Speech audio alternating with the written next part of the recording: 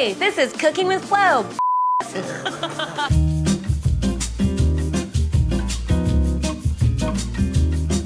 Hello, Vogue. I'm Florence Pugh, and today I'm gonna make a quick garlicky crostini. You will need tomatoes, preferably on the vine, some garlic, lots of garlic, a chili, anchovies, if you like them, and some coriander or cilantro, and my favorite, feta. Plenty of olive oil, a little dash of vinegar, and of course your salt and pepper and bread, because that's the best bit. Firstly, you want to get your bread going before anything else, because it's gonna take a fair bit of slow time in the oven. And you're gonna do on the diagonal some nice, thin slices. This is probably the one recipe, well, there's plenty of recipes, where you can use stale bread. Cooking has been a huge part of my life. My dad's a cook, my mum is a cook, my gran is a cook. Well, they're not all professional cooks, just my dad is. Grab a pan, and you're going to drizzle both sides, and it can be messy. Smudge it around in the pan. I always like making a few mistakes, because to me, that's where the best food and cooking comes from. So for example, today, I don't really know what temperature to put the oven on. Pop it in your oven for whatever temperature,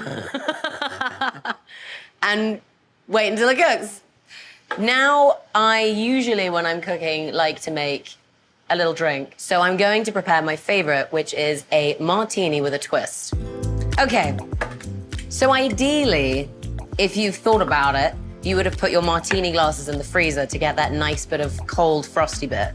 And you're going to wait until the very last minute to get them out. Whoops. Fill up your shaker with ice, and then fill up your shaker with vodka. Glug, glug, glug, glug, glug, glug, glug, glug, glug, glug, glug, glug, glug. Shake. It's a perfect size. Look at that. See, when you put it in the freezer, you get that nice frosted kind of tip all the way around, and it just kind of keeps it colder for longer, which is essentially what you want. You're gonna get your lemon. You're going to finely just slice a piece all the way down. Then you're gonna wipe the inside. Give it a swill, and pour that wonderful nectar into your glass. And now we can continue cooking. Oops, I spilt some. So now I'm gonna start with the tomatoey, garlicky, olive oily, salty, chili thingy. That's the name. We're gonna grab your tomatoes, grab your garlic. Okay, so chop your tomatoes in half, half again, and half again. And you kind of, they don't need to be neat or pretty at all. They're all gonna go in a bowl. You're all gonna smush them together. And they're just gonna go on the top of bread anyway, so it's not gonna be like anything fancy. Literally, even if you don't know how to chop, just mush them in some way and get them all done. And it's basically gonna create a nice like pulp, which is a horrible word, but it's delicious. I mean, food is a part of it, but body image for women is a major thing. From the moment you start growing thighs and bums and boobs and all of it, everything starts changing, and your relationship with food starts changing. I had a weird chapter with the beginning of my career, but that was because I don't think I wasn't complying. And I think that was confusing to people, especially in Hollywood. I think women, especially young women in Hollywood, are obviously putting themselves in all these ways in order to get whatever opportunity that they need to get, because that's just the way that it's been.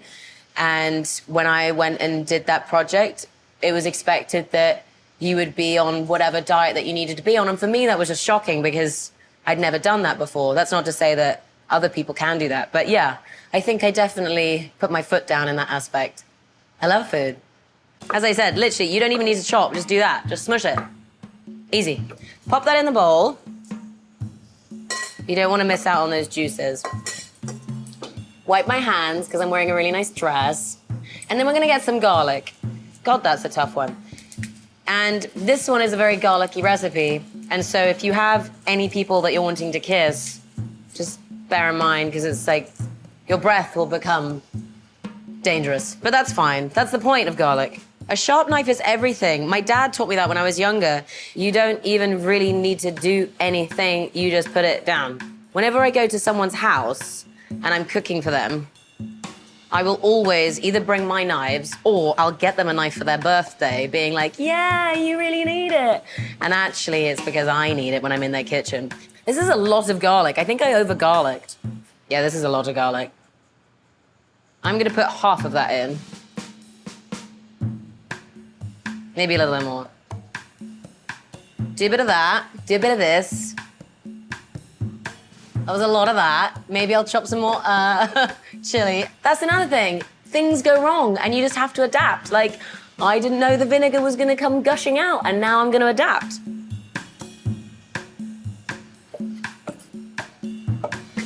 Ah! Oh. Yeah. Great. It's gonna self-bake for a bit. It's just gonna be put there and it's gonna be friends with the garlic and the chili. Chili. Ta-da! It's all clean and it's time to take things out of the oven. Out of the oven. Plonk it down. Grab a garlic. This is the best bit. And you're just gonna scratch it on the top like that. Actually, this is a really handy snack. If you don't have anything in the fridge, just wipe garlic on a toasted piece of bread and you've got yourself a very simple but very tasty garlic bread. So 2 of my favorite loves, performing and cooking, kind of come in hand, time and time again. I play throughout my entire career very intense characters. And for me, I'm not method, I don't stay in it all day, but when I get home, I really need to get back to my usual self. And I will always cook myself dinner, or I'll cook whoever I'm with dinner as well. So the best thing about this is you have all of this amazing juice. Now this amazing juice is gonna go on every single one of these crusts. The crusty bread, not so crusty, so you can chew it without getting bleedy gums, because I hate that. And then I'm gonna do half with feta on the top and half with feta and anchovies on the top. I forgot about my coriander. Just this much. You're gonna fold it into a little ball and you're gonna just quickly go like this. Grab some feta, sprinkle on each piece, and you are going to put one just on the top like that. Definitely do half and half because not everybody likes anchovies. And there we have it with a bit of sprinkle of coriander.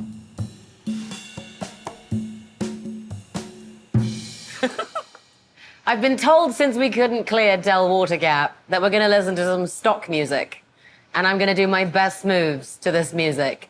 Thank you for watching my episode. Here's my delicious dish and let's do some dancing. I feel like I'm in a Disney Channel. This is great. Hey, this is Cooking with Flo.